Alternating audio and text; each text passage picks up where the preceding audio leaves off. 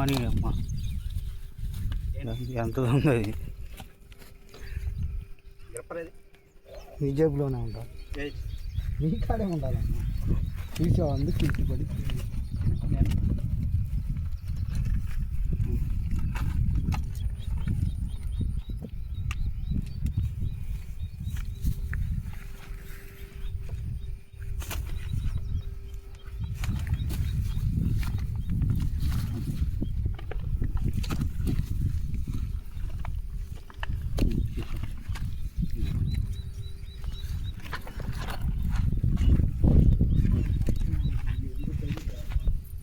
రాజు చూడు ఒకసారి